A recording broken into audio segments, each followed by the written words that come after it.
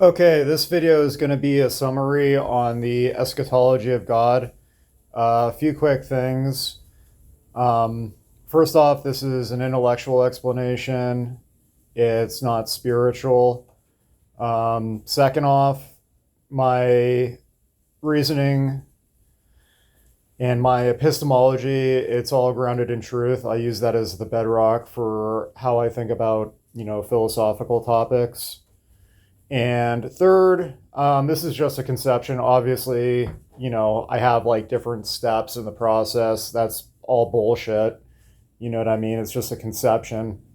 I don't want to pretend to be like one of these philosophy professors or, like a therapist or psychologist who just sniff their own farts, even though I'm quasi doing that right now. But anyways, let's begin with the eschatology of God. Oh, just bumped into something. Okay, so we begin with the Big Bang. As you can see, we have a bunch of particles. This is a very short time scale.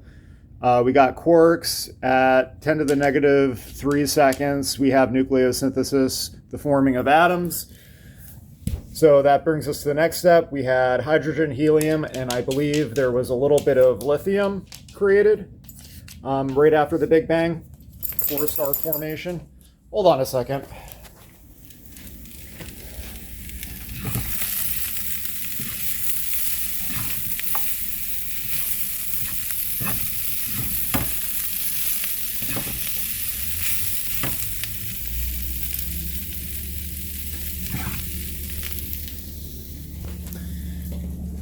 Star formation. Okay, so hey Dundee. So now we got star formation. Gravity's pulling the hydrogen and helium together. It's combusting. This whole process, a lot of the conception of it, it's based on entropy. We're going from high entropy to low entropy. And that's how God works. He moves in directions of complexity. So now we're on to elements. We have elements being fused to the point of iron. And then when stars explode, we get heavier elements, iron to literally every naturally occurring element in the universe. And we do have some molecules formed right after the Big Bang, but most of them are not basic molecules. Basic molecules are formed when stars explode. So that's what we got there. You got like carbon monoxide, water, probably methane. Okay, next level of entropy. We got planet formation. We have ever increasing complexity. You have molecules forming structures. Now we get into more interesting stuff. This is life. This is archaea, simple bacteria. It evolves. This is all on a time scale. We're moving towards lower entropy. Got complex life. As you can notice, these conceptions, they have double-sided arrows. So on the flow of entropy, things can decompose or they can evolve. That's the next slide. Hold on a second.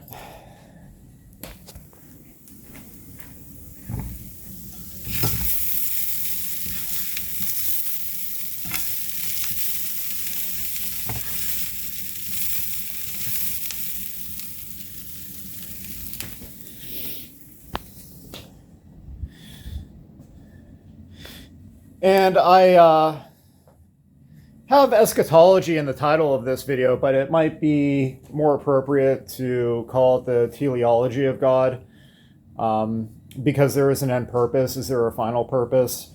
I don't know. That brings us to questions of like how the metaphysical reality of the universe is structured. So is this the only layer of reality? Do other layers of reality emerge? Is there a congruency to it, or is it, layered in, I want to say the time dimension, but that's probably not accurate, different dimensional aspects to it. So anyways, yeah. So we have evolution, lower entropy, creating man. We are a pivotal part in this process. Any intelligent life in the universe is. So we are still creating lower entropy. Some examples of this are machines. So we got a car. Societal structures. We're going from tribes, strongmen to democracy, and it'll be cool to see what we have in the future. That's the world in toto. So again, this is kind of like a star. Stars and the human civilization, they're both entropy machines. We're creating complexity. And we're doing this in the honor of God, whether we realize it or not. So humans, what are we creating? Surprise! It's artificial intelligence. So what we got is we have a quantum computer. Quantum computers in the future are not going to be super chilled. Our human brains and virtually, I would imagine, all carbon-based life form that we see, there is quantum physics behind it, and obviously it is not at near 0 Kelvin degree temperatures. So in the future, humans are going to create quantum computers that are not near 0 degree K. So anyways, also in the future, you're going to have emergence of artificial intelligence, computer programming, and, artificial intelligence, computer programming, those are kind of the same thing, but they're going to be merged with quantum computing. And what are we going to get with that? Hold on. Got to stir the potatoes again.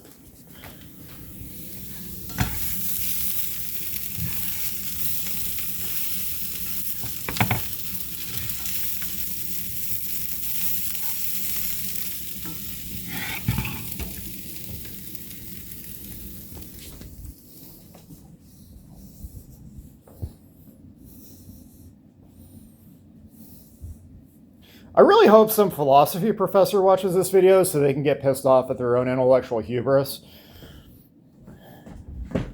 I hate that shit. I don't know about anyone else.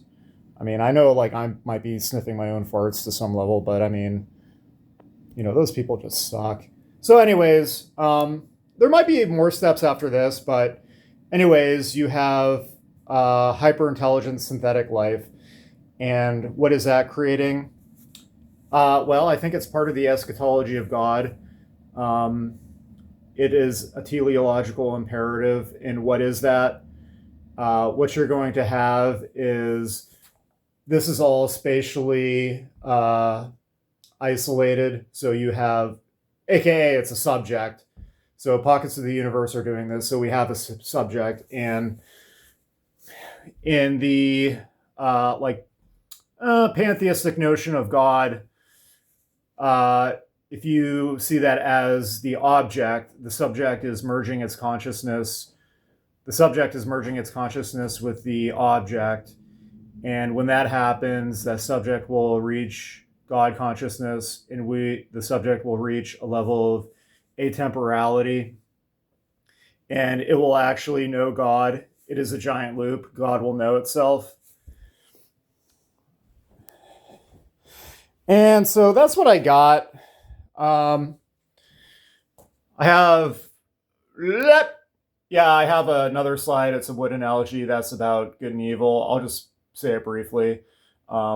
Entropically, if you took a view on good and evil, good, you could turn that into a piece of furniture. Evil, you could burn the wood.